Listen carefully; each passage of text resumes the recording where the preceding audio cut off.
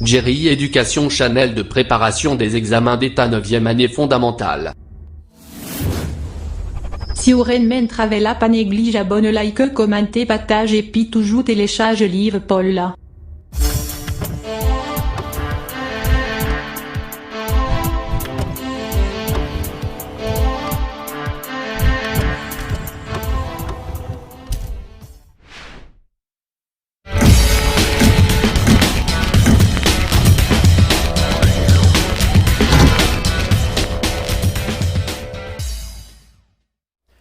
Bonjour, bonsoir à tous, bienvenue encore une fois sur Jerry Education. Dans la vidéo d'aujourd'hui, nous allons aborder un nouveau chapitre, et un chapitre qui parle de pression. La pression, c'est un chapitre qui est très important, surtout dans l'examen officiel. Et nous rappelez ou même si vous avez chaîne, n'a pas négligé de directement dans la description de la vidéo. Comme ça, vous pouvez télécharger le livre pour là. Et pas négliger aussi, quand vous êtes dans le groupe WhatsApp là, on a toujours connecté ensemble, tout support pour toute aide. Donc, n'importe quelle vidéo aussi, dans la vidéo pour aujourd'hui, ok? La pression. La pression exercée sur une surface, c'est le quotient de l'intensité de la force pressante F par la surface pressée S. Ok? Ici, on dit par la définition, la pression exercée sur une surface, c'est le quotient de l'intensité de la force pressante par la surface pressée. Quand on parle de pression, ou tout là, tout bon formule pour pression. Bon, quand on parle de quotient, nous avons division. Donc c'est la raison pour laquelle, pour jouer une pression qui exerce sur une surface, c'est quotient, c'est-à-dire c'est force là à diviser par surface là. C'est-à-dire on dit que c'est le quotient sur une surface. Alors, c'est le quotient de l'intensité de la force pressante par la surface pressée. On parle de pression. On dit que la force pressante ou force agissante, c'est la force exercée par le poids de l'objet. Force pressante ou bien force agissante, c'est force qui est exercée par poids objet. Ok? On dit là ici les formules pour calculer la pression. Ok? Pression est égale, c'est force divisée par surface. Champ de l'en haut. On dit que la pression exercée sur une surface, c'est le quotient de l'intensité de la force pressante par la surface pressée. Ça fait de en bas, formule pour calculer pression, égale, c'est force divisée par surface. Ici on dit qu'ici, pression égale, c'est la force divisé par surface. Ici, à partir de la même formalisation de force, on va dire force égale c'est pression à multiplier par surface. Même formule aussi, qui est la formule générale là, sur le de surface, on va dire c'est force à diviser par pression. Ok? Donc on a tout chapitre que nous avons, nous avons un ensemble de formules. Parce que sans formule, nous ne pouvons pas caser aucun exercice. Ok? Ici on dit que l'unité légale de la pression s'appelle Pascal. Donc, lorsqu'on fait calculer la pression, vous devez exprimer en Pascal ou bien Newton par mètre carré. Ok? On dit Pascal ou bien Newton par mètre carré. C'est-à-dire, on dit qu'il y a une relation entre force et surface. La force exprime toujours en Newton et surface exprime toujours en mètre carré. C'est la raison pour laquelle vous devez l'exprimer en Pascal ou bien Newton par mètre carré. Notez bien. On dit la pression est en Pascal, c'est quand la force est en Newton et la surface est en mètre carré. C'est très important à arrêter. Et bien expliquer aussi. Vous mettez quoi tout le monde capte de là, nous avons accès pour bien comprendre ce qu'on dit là. On dit Pascal. Pascal, c'est la pression produite par une force de 1 Newton s'exerçant normalement sur une surface de 1 mètre carré. Ok? C'est-à-dire que pour en Pascal, il faut que ces pressions faut que en Newton. Ok? Alors, force en Newton. Et puis, surface à 1 mètre carré, soit gagne pression en Pascal. Je dis 1 Pascal égale à 1 Newton mètre carré. Ici, on dit 1 Pascal égale à 1 Newton mètre carré. Là, on dit on peut évaluer aussi la pression par une haute unité comme bar et puis millibar. Donc, bar et millibar sont des unités qui sont capables d'exprimer normalement la pression. Quand il demande de pression, mais c'est un bar pour bailler. Ou il demande pour bailler en millibar. Donc, ce sont des unités aussi qui sont exprimer normalement. Et pression là, l'on fait calculer. Ici, là, c'est très important toujours. Pour diminuer la pression, il suffit d'augmenter la surface de contact. Ici, par exemple, la pression, on dit que pression liée en rapport avec surface. Ok? Normalement, on va regarder une plume, on va prendre un morceau de coeur. Un morceau de coeur, c'est les gains ou après que ou planter on a dit connecter dans tableau pour écrire, c'est les gains ça que les une surface et puis les gains ça que les une pression qu'il exerce. OK? Pour l'écrire une pression qu'il exerce. Je dis pour augmenter pour diminuer la pression, il suffit d'augmenter la surface. OK? Surface pour ce croya, c'est l'espace qui connecte dans ta loi pour écrire. OK? Normalement, chaque fois que vous voulez diminuer la pression, eh bien, vous devez augmenter la surface là.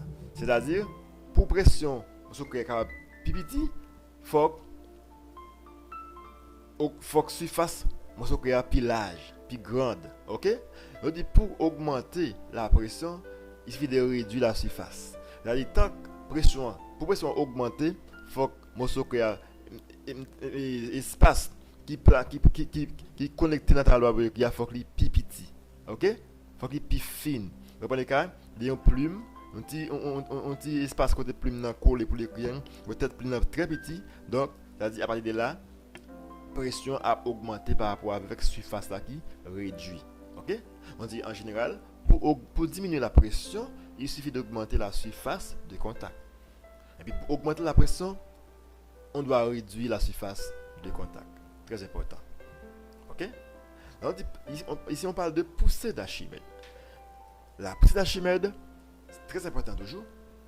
On dit que c'est une force verticale qui s'exerce de bas en haut, égale et opposée du poids du corps.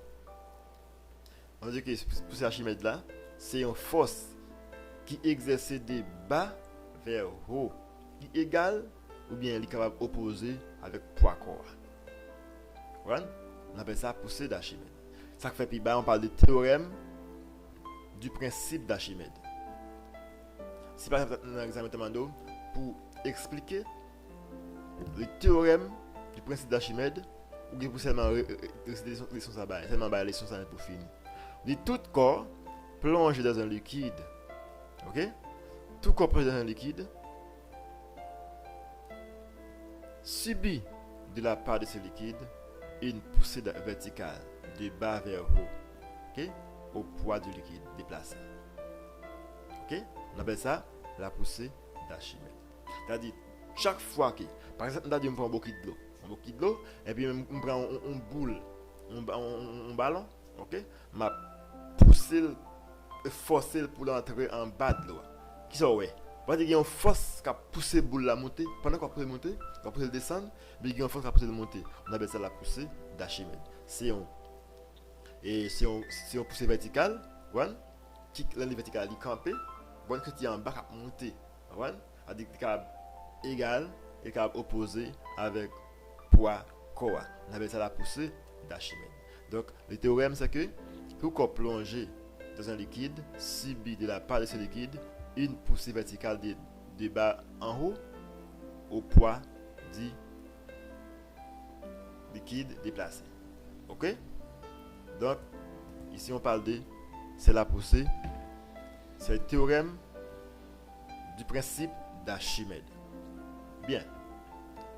Ici, on a continué. Là, quand on parle de principe d'Archimède, là, il y a des lois. Ça c'est très important. Il y a accent sur. On dit les lois de corps flottant. On dit deux corps coulent et d'autres ne coulent pas, sous l'influence de ces deux facteurs qui sont facteur 1 de la poussée d'Archimède, facteur 2 c'est le poids d'un corps. Ok, c'est le poids du corps. Voilà, le poids du corps. Ok. Ici, on dit que la poussée d'Archimède est le poids d'un corps. C'est-à-dire, on dit deux corps coulent et d'autres ne coulent pas. Alors, sous l'influence de ces deux facteurs qui sont. Petit numéro 1, c'est la poussée d'Archimède. Numéro 2, c'est le poids du corps. Ici, on dit un solide plonge dans un liquide au repos peut se comporter de trois façons différentes. Ça a une très très grande importance. Je veux que nous mettions l'accent sur très important. On dit qu'il y a un solide qui plonge dans un liquide qui au repos, on ne doit pas en mouvement, on va donner un bouquet de l'eau, ok? On met un solide dedans, donc le repos. Est-ce que là, donc peut se comporter de trois manières, de façon différente. Par exemple, numéro 1, couler au fond du récipient. Deuxièmement, remonter vers la surface et reste en équilibre dans le liquide. Troisièmement, c'est flotter sur le liquide. Par exemple, numéro 1. Je dis que lorsque on prend un corps plongé dans un liquide qui est au repos, il y a trois comportements. On dit que le premier comportement, c'est que c'est plonger, c'est couler au fond du liquide, du récipient. Par exemple, on dit que si le poids, numéro 1 c'est le couler, si le poids du liquide est supérieur à la poussée d'Archimède, on a P supérieur avec poussée avec ou bien force. On c'est poids qui supérieur avec poussée d'Archimède là, qu'on y aura pour ça passer, ou phénomène c'est que qu'on va plonger en bas de l'eau, arrêter en bas de l'eau, parce qu'il coulé, parce que qu'on a coulé, c'est si seulement si poids qu'on a, il plus fort que force là, c'est poussée d'Archimède là, ok? Parce qu'on dit que poussée d'Archimède là même, c'est une force qui dégage des bas vers haut, mais c'est que force qui dégage des bas vers haut, plus petit que force que poids qu'on cap descendre là, mais elle pas cap pousser le tourner, donc la couler parce que poids supérieur avec poussée d'Archimède là. A dit, premier principe là, c'est que lui, premier comportement, c'est que lui couler. Deuxièmement, on dit que reste en équilibre. On dit, si le poids du solide est égal à la poussée d'Archimède, on a poids égal à poussée. Lorsque, par exemple, on apprend, on apprend un sandal, par exemple, on fait sa patte, on va couler, on va mettre dans un bouquet d'eau. Ça va passer. Si, et seulement si, poids corps, poids là lui-même égal avec poussée d'Archimède là, ça va passer. Il va ni rester en l'air, il va ni descendre en bas, il va être au milieu de l'eau, la balancer dans le milieu. C'est-à-dire, ça, il était en équilibre parce que poids corps est égal avec poussée d'Archimède là. Troisièmement, je veux dire, troisièmement, c'est que corps flotter dans le liquide là. Il flotter dans le liquide là. Ça veut dire, si le poids du liquide est inférieur à la poussée d'Archimède, on a P inférieur avec poussée, ça va passer. Donc le phénomène là, c'est que quoi même était en l'air.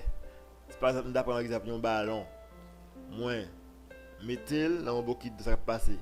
Puisque c'est assurément que poids et poussée d'Archimède est supérieur avec poids ballon. Hein.